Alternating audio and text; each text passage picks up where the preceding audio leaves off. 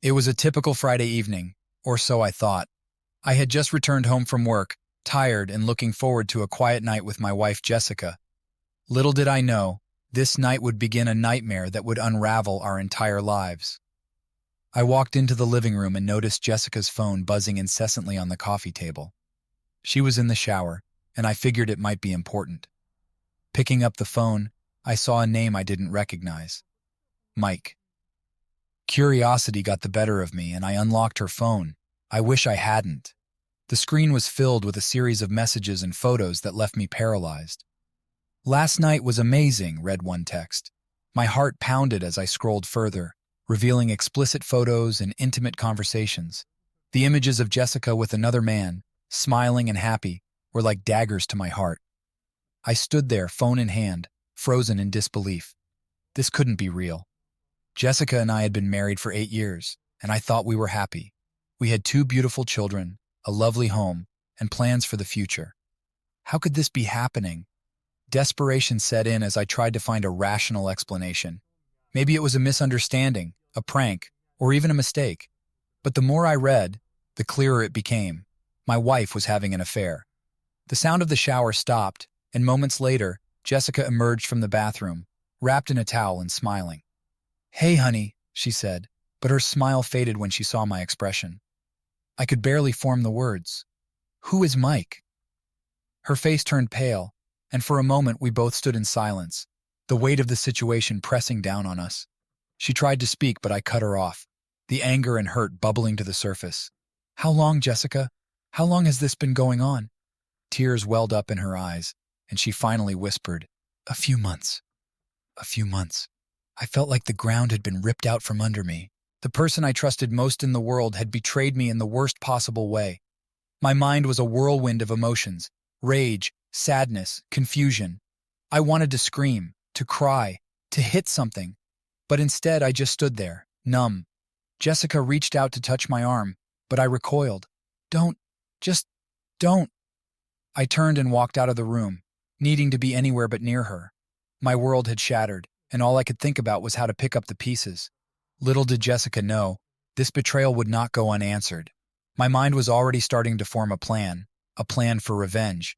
After the initial shock of discovering Jessica's affair, I knew I needed to gather more evidence. I needed to be sure of the betrayal before taking any drastic steps. So I began my investigation, determined to uncover every detail. The first step was to go through her phone more thoroughly. While Jessica slept, I stayed up late into the night, scrolling through her messages, call logs, and photos. Each new piece of information was like a nail in the coffin of our marriage. There were more messages from Mike, discussing secret meetings and reminiscing about their time together. The dates and times lined up with moments when she had told me she was working late or out with friends. My heart ached as I read through the evidence, but I knew I couldn't stop there. The next day, I decided to follow her. Jessica said she was going out to run errands, so I waited until she left and then trailed her car, keeping a safe distance. She drove to a coffee shop on the other side of town. I parked a few spaces away and watched as she entered the cafe and sat down at a corner table.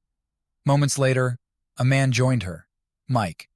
Seeing them together, laughing and holding hands, was like a punch to the gut. I snapped a few photos with my phone, needing tangible proof of their relationship. My hands were shaking, but I couldn't afford to lose my composure. I had to stay focused. I followed them for the rest of the day, watching as they moved from the cafe to a nearby park, and finally to a hotel. Each stop felt like another betrayal, another layer of deception. By the time they entered the hotel, I had seen enough. I drove home, my mind racing with thoughts of what to do next. Over the next few days, I continued my investigation. I installed a small recording device in Jessica's car, hoping to catch their conversations. It didn't take long for it to bear fruit. Listening to the recordings was painful, but it confirmed everything. Their talks were filled with plans for the future, declarations of love, and discussions about how to keep their affair hidden from me. One afternoon, I decided to confront Mike. I waited outside his office building, watching as he exited and headed toward his car. I approached him, my anger barely contained. "Mike, right?" I said, my voice trembling with fury. He looked surprised, but nodded. "Yes, can I help you?" I'm Jessica's husband, I said, watching as the color drained from his face. I know everything. For a moment, he was silent. Then he stammered, "Look, I didn't mean for this to happen. It just did." His pathetic excuse only fueled my anger. You didn't mean for this to happen? You ruined my life and my family, and you didn't mean for this to happen? I was nearly shouting now, drawing the attention of passers-by. Mike raised his hands defensively. I'm sorry, please, let's talk about this. As I sat alone in our living room, surrounded by the remnants of a life I thought was perfect, memories of our happier times flooded my mind. Before the betrayal, Jessica and I had shared a love story that seemed like a dream come true. I remember our wedding day vividly. It was a warm spring afternoon, and Jessica looked stunning in her white gown, her eyes sparkling with joy. We exchanged vows under a canopy of blooming flowers, promising to love and cherish each other for the rest of our lives. Our friends and family cheered as we shared our first kiss as husband and wife, sealing our commitment with a tenderness that seemed unbreakable. The first few years of our marriage were filled with adventure and excitement. We traveled to new places, explored different cultures, and created countless memories together. Every moment felt like an affirmation of our love. We often talked about our dreams and aspirations, planning a future that seemed bright and limitless. When Jessica told me she was pregnant with our first child, it was one of the happiest moments of my life. I still remember the day our son Ethan was born. The overwhelming surge of love and pride as I held him in my arms for the first time was indescribable. Jessica and I were a team, navigating the challenges of parenthood together, supporting each other through sleepless nights and first steps. Our daughter, Lily, came 2 years later, bringing even more joy into our lives. Watching Jessica with our children, seeing her tender and nurturing side, only deepened my love for her. We spent weekends at the park, family vacations by the beach, and countless nights reading bedtime stories to Ethan and Lily. Our home was filled with laughter and love, a sanctuary from the outside world. We often talked about the future, dreaming about the life we would build together. We planned to renovate our house, travel more when the kids were older, and eventually retire to a cozy cabin in the mountains. We had shared hopes and dreams, and I believed we were on the same path, walking hand in hand toward a shared destiny. But now, those dreams lay in ruins. The love and trust that once bound us had been shattered by her betrayal. Every memory that once brought me joy now felt tainted, a painful reminder of what we had lost. The life we had built together, the family we had created, everything felt like a lie. I looked at our wedding photo on the mantel, the smiles frozen in time, and felt a wave of bitterness wash over me. How could something so beautiful turn so sour? How could Jessica throw away everything we had for a fleeting affair? As the days passed, the weight of our broken dreams pressed down on me, but it also fueled my determination. Jessica had destroyed the life we had built together, and I would make sure she understood the gravity of her actions. She would regret the day she chose to betray me, and I would ensure that the price she paid was steep. Our once perfect life was gone, but the story wasn't over. I would write the next chapter, and it would be one of retribution and justice. The dream may have been shattered, but my resolve was stronger than ever. But I was beyond talking. "Stay away from my wife," I said through gritted teeth, "or you'll regret it." I left him standing there, pale and shaken. Confronting him gave me a small sense of satisfaction, but it was not enough. The betrayal still burned deep inside me, and I knew I had to make them both pay. This was just the beginning. In the days following the revelation of Jessica's betrayal, I found myself caught in a maelstrom of emotions. The life I had known and cherished had been torn apart, leaving me adrift in a sea of anger, pain, and despair. The anger was the most immediate and palpable. It burned within me, an unrelenting fire that consumed my thoughts and actions. I couldn't look at Jessica without feeling a surge of rage. How could she do this to me? To our family? The trust we had built over the years was now nothing but ashes, and I wanted to make her feel the same devastation she had inflicted upon me. I wanted her to understand the depth of my hurt and regret every moment of her betrayal. Pain followed closely behind anger. A deep, gnawing ache settled in my chest, refusing to leave. Every corner of our home held memories of happier times, now tainted by her infidelity. The sight of our wedding photo, the sound of our children's laughter, even the familiar smell of her perfume, All of it was a constant reminder of what I had lost. Nights were the hardest. Lying in bed, staring at the ceiling, my mind would replay every affectionate moment we had shared, now twisted into a cruel mockery of what I thought we had. Sleep was elusive, and when it did come, it brought dreams of our former happiness, only for me to wake up to the harsh reality of our broken marriage. Despair was the undercurrent that flowed through everything. It whispered to me that the life I had loved was gone forever, replaced by a bleak and uncertain future. I felt hollow, as if a vital part of me had been ripped away. The simplest tasks became monumental challenges. I would sit at the breakfast table, staring at my coffee, unable to muster the energy to take a sip.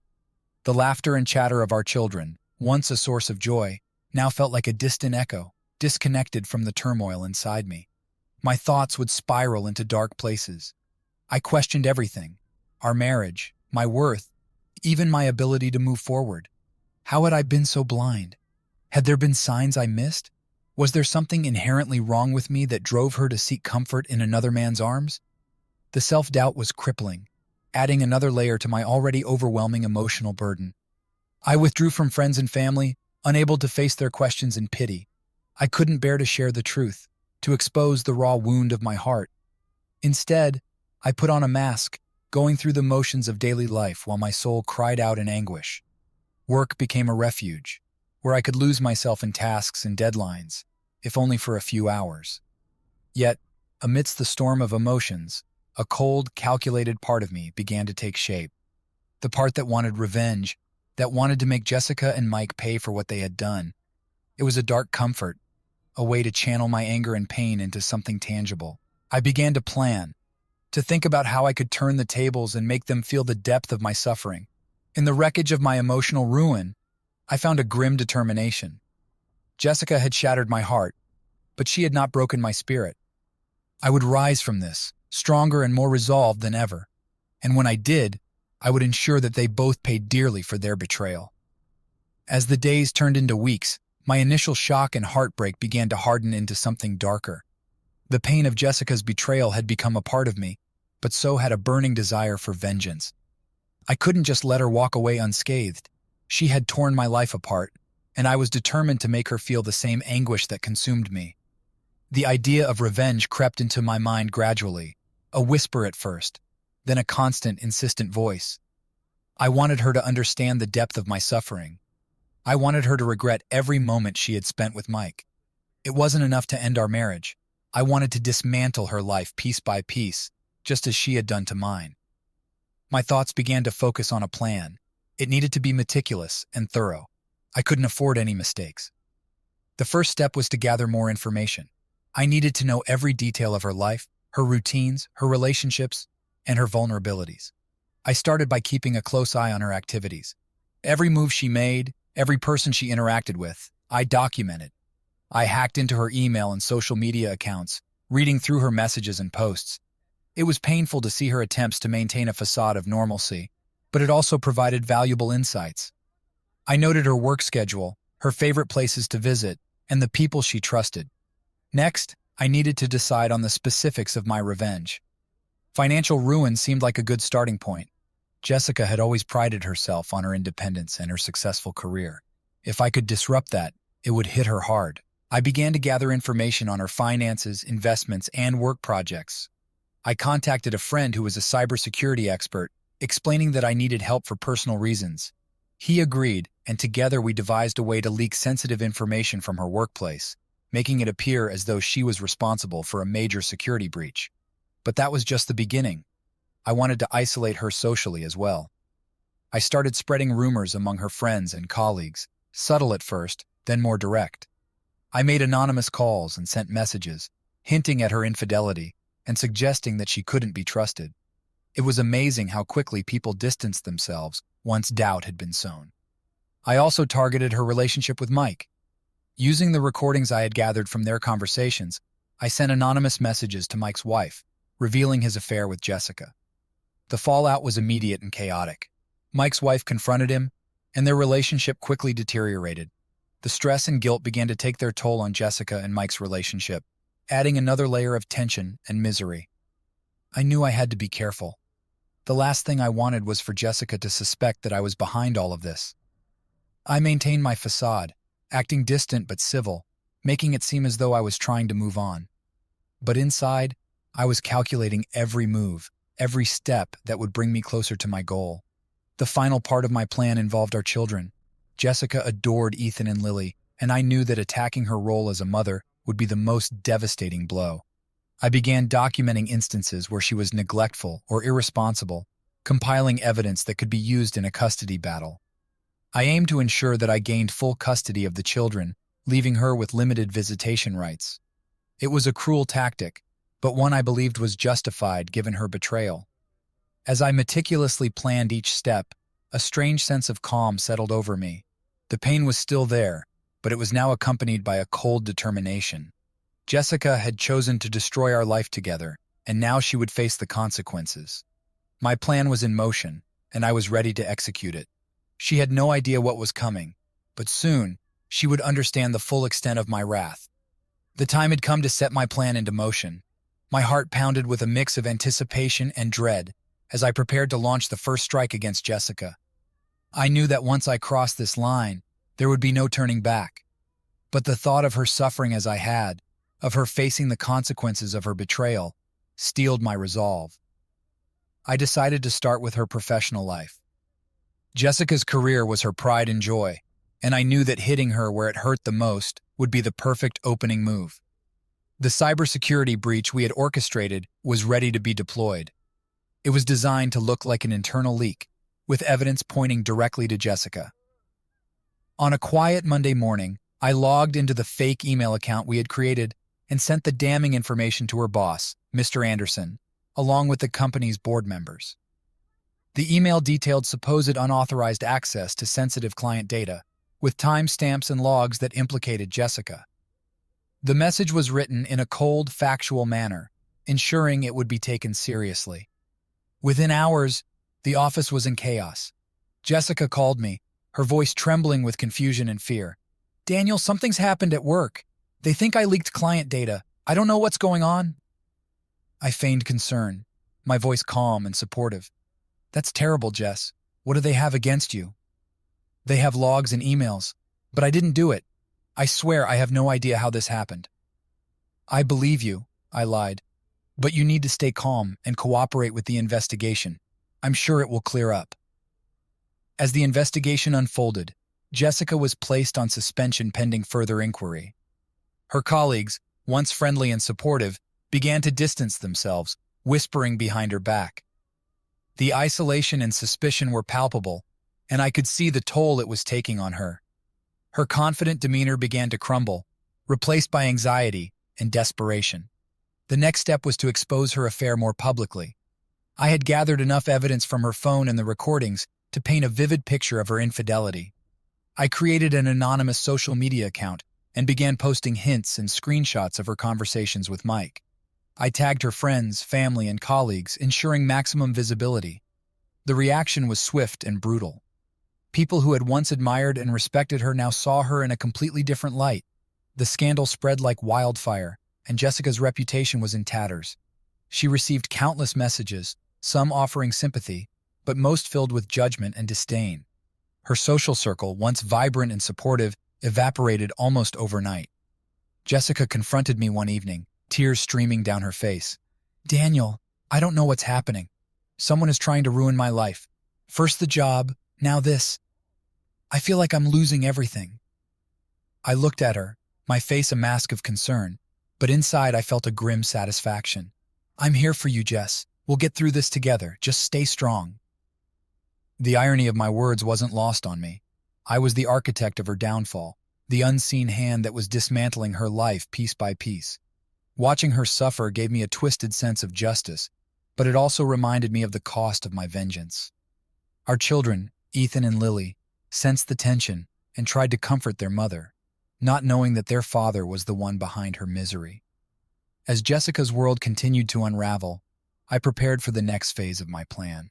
The first strike had been successful, but it was just the beginning.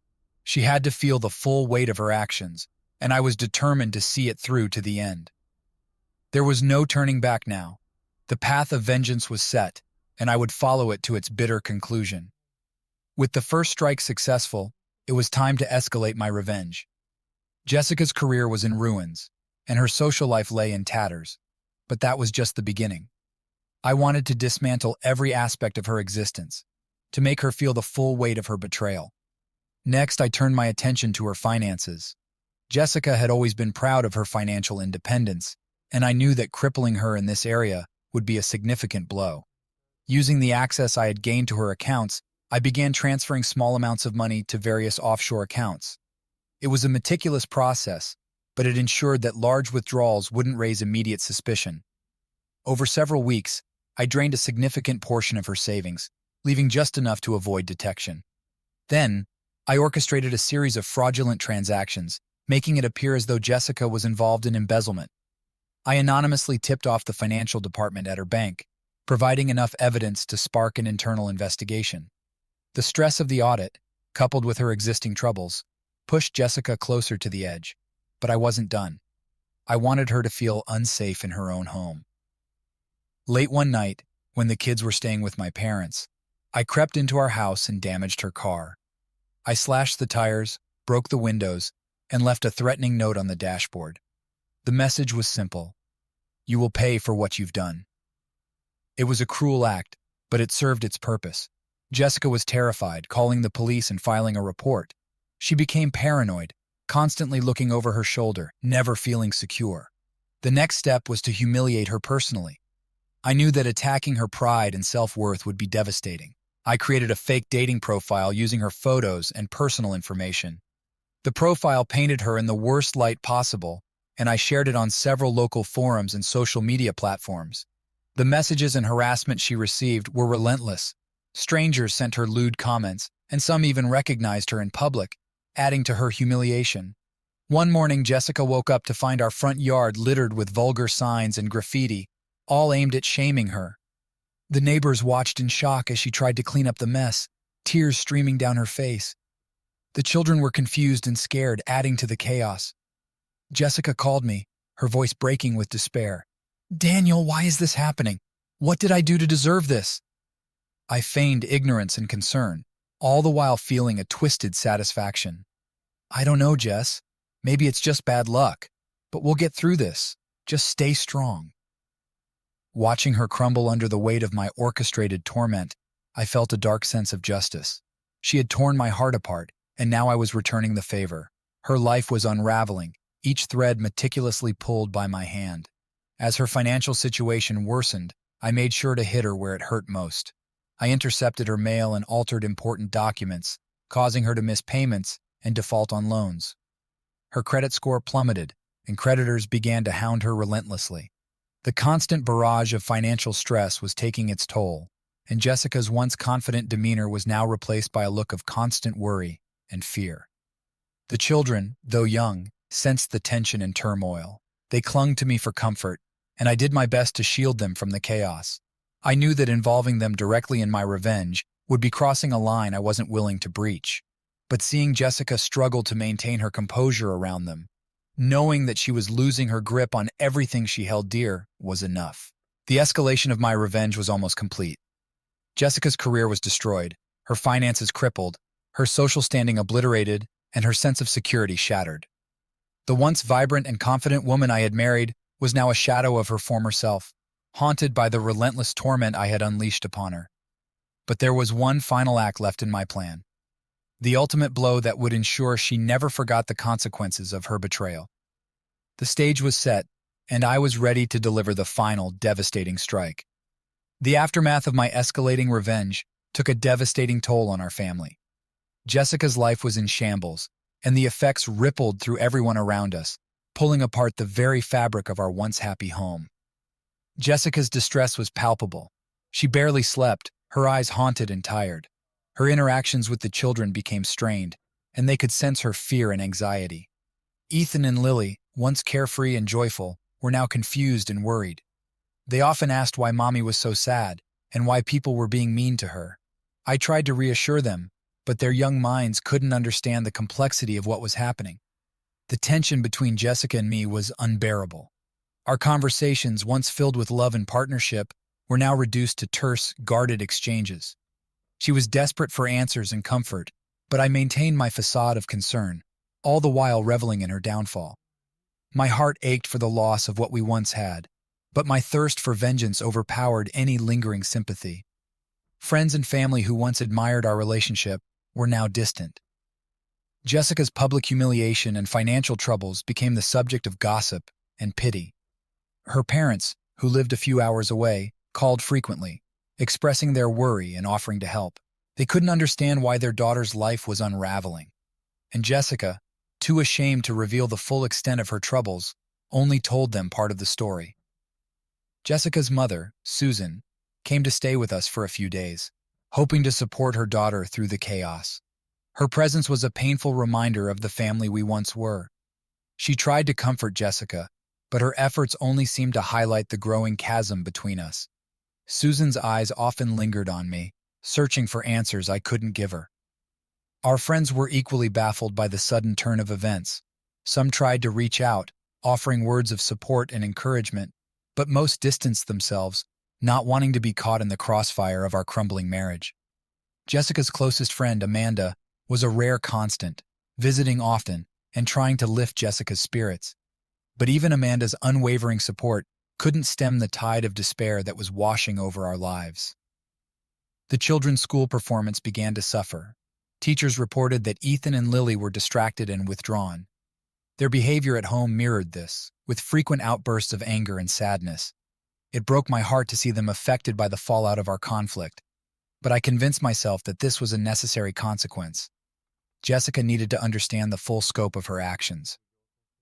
One evening, after a particularly rough day at school, Ethan came to me in tears. "Dad, why is everything falling apart? Why is Mom so sad?" I hugged him tightly, my own heart breaking. "Sometimes bad things happen, Ethan, but we'll get through this, I promise." As the weeks dragged on, the weight of my actions became harder to bear. I watched as Jessica, once a vibrant and loving mother, struggled to keep our family together. The guilt gnawed at me, but I couldn't stop. My need for revenge had consumed me, and I was too far gone to turn back. One night, after putting the children to bed, Jessica and I finally had a confrontation. She looked at me with tear-filled eyes, her voice trembling. "Daniel, I don't understand why this is happening. I feel like I'm losing everything. Please tell me what's going on." I looked at her, the woman I had once loved more than anything in the world, and for a moment, I almost broke. But the memory of her betrayal, of her infidelity with Mike, hardened my resolve. "I don't know, Jess. Maybe it's just bad luck," I said, the lie bitter on my tongue. Jessica collapsed into sobs and I walked away, leaving her in her despair. The family we had built, the life we had created was in ruins. My quest for vengeance had achieved its goal, but at what cost? The home that had once been filled with love and laughter was now a battlefield of broken dreams and shattered trust. The destruction of our family was complete, and I was left to face the consequences of my actions. The bitter taste of revenge lingered, but so did the hollow emptiness of what we had lost. In my pursuit of justice, I had sacrificed everything, and now there was nothing left but the wreckage of our lives. The fallout from my relentless vengeance had left Jessica a broken woman, but I underestimated her resilience. As she picked up the pieces of her shattered life, a spark of defiance began to grow within her. Jessica was not content to remain a victim, and soon her determination for retribution began to manifest in unexpected and dramatic ways. It started subtly. One morning, I woke to find that my laptop wouldn't power on. After a futile attempt to troubleshoot it myself, I took it to a repair shop, only to discover that the hard drive had been wiped clean. All my files, emails, and plans were gone. It was clear that this was no accident. Jessica had struck back, and she had done it effectively. Her next move was more public. She began to share her side of the story with our friends and family, painting herself as the victim of a calculated smear campaign. She didn't know the full extent of my involvement, but she had pieced together enough to make a compelling case. Her tears and genuine distress won her sympathy, and slowly, the tide of public opinion began to turn in her favor. People started to question my role in her downfall, and the whispers of doubt grew louder. Jessica didn't stop there. She hacked into my social media accounts and posted humiliating and incriminating messages. I woke up one morning to find my inbox flooded with messages from concerned friends and colleagues. My reputation, carefully maintained throughout this ordeal, was suddenly in jeopardy. I scrambled to regain control, but the damage was already done. Jessica's retaliation was swift and brutal, and it forced me to reconsider my strategy. The children were caught in the crossfire. They sensed the escalating tension and responded with confusion and fear. Ethan and Lily, once close to both of us, now seemed wary and withdrawn. The constant conflict was taking a toll on their young minds, and I could see the strain in their eyes. Family dinners were a minefield of awkward silences and thinly veiled barbs. The home that had once been a sanctuary was now a battlefield. Jessica's next move was to target my professional life. She contacted my employer, accusing me of misconduct and providing fabricated evidence to support her claims. I was called into a meeting with HR, where I was blindsided by the allegations. The company launched an investigation, and while I managed to clear my name eventually, the suspicion and stress were nearly unbearable. My work suffered, and my colleagues treated me with a newfound wariness. One evening, after a particularly grueling day, I found an anonymous letter in my mailbox. It detailed Jessica's suspicions and threatened to expose everything if I didn't back off. The letter was a stark reminder that Jessica was not only aware of my actions, but also willing to go to great lengths to protect herself. The stakes were higher than ever, and the battle between us was intensifying. In a moment of desperation, I confronted Jessica. "Why are you doing this? Haven't you caused enough damage?" My voice was a mixture of anger and frustration. She looked at me with a steely resolve I hadn't seen before. "You started this, Daniel. You tore my life apart, and I won't just sit back and let you destroy everything. If you come after me, I'll fight back. I'll make sure you pay for what you've done." Her words stung, but they also fueled my determination. The conflict between us was far from over, and now it was clear that Jessica was a formidable opponent. Our lives had become a twisted game of chess, each move calculated to inflict maximum pain. The ensuing weeks were a blur of retaliations and counterattacks. Jessica filed for a restraining order, claiming harassment and emotional abuse. The court hearings were bitter and contentious, each of us presenting our side with mounting evidence. The legal battle drained our resources and our spirits, but neither of us was willing to back down. As the conflict escalated, the collateral damage became impossible to ignore. Our children's behavior grew increasingly erratic. Ethan started having nightmares, and Lily became withdrawn and sullen. The impact on their mental health was heartbreaking, and I knew that we were failing them as parents. Despite the turmoil, a part of me couldn't help but admire Jessica's tenacity. She had taken everything I had thrown at her and responded with a fierce determination to protect herself and her children. In a twisted way, it was a testament to the strength that had initially drawn me to her. The counterattack had shattered any illusions I had about an easy victory. Jessica's resilience and cunning had turned the tables, and now we were locked in a bitter, destructive struggle. The road ahead was uncertain, and the only thing clear was that neither of us would emerge unscathed. The battle raged on, with no end in sight, and the wreckage of our lives continued to pile up around us. The legal storm that followed our tumultuous conflict descended upon us like a relentless tempest, leaving no aspect of our lives untouched.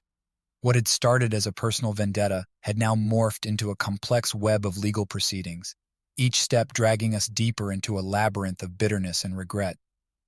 The divorce proceedings were the first battleground. Jessica's counterattacks forced me to confront the reality of our failed marriage.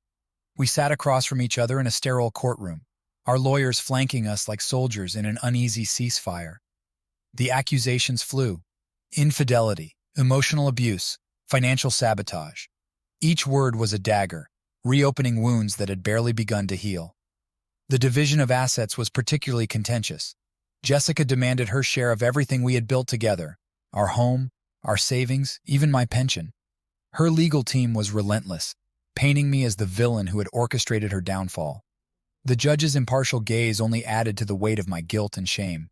The custody battle over Ethan and Lily was the most excruciating of all. Jessica fought tooth and nail for full custody, using my actions against me as evidence of my unsuitability as a father. The thought of losing my children, of being reduced to a mere visitor in their lives, was a gut-wrenching prospect. I fought back with everything I had, desperate to maintain a semblance of fatherhood amidst the chaos. As the legal battles raged on, Jessica's isolation became increasingly apparent. Her once vibrant social life had evaporated, replaced by a lonely existence, punctuated by court dates and legal consultations. Friends who had once stood by her now kept their distance, unsure of how to navigate the minefield of our fractured relationship. Even her family, once a source of comfort and support, seemed hesitant to fully embrace her in her time of need. I watched from a distance, torn between satisfaction at her isolation and guilt over my role in causing it. Jessica's realization of the consequences of her infidelity and my ruthless retaliation was a bitter pill to swallow. She had lost her job amidst the turmoil, unable to maintain her professional standing in the face of public scrutiny and legal battles. The financial strain was evident in every line of her face, every hesitant step she took. One evening, during a rare moment of calm, Jessica confronted me outside the courtroom. Her eyes held a mixture of exhaustion and defiance.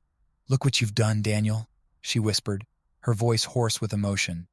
"You've taken everything from me, my career, my friends, my dignity. Is this what you wanted?" I stood there, unable to meet her gaze. The weight of her words hung heavy in the air, accusing me of crimes that were both real and imagined. "I didn't want any of this, Jessica," I finally managed to say, my voice barely a whisper.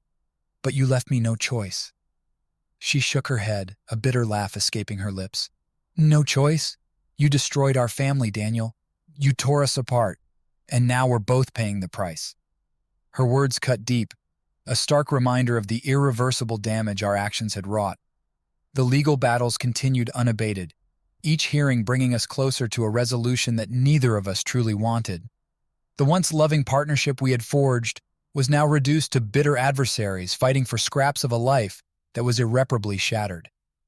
In the quiet moments between court dates and legal consultations, I found myself reflecting on the path that had led us here. The road to vengeance had been paved with anger and betrayal, leaving behind a trail of broken hearts and shattered dreams.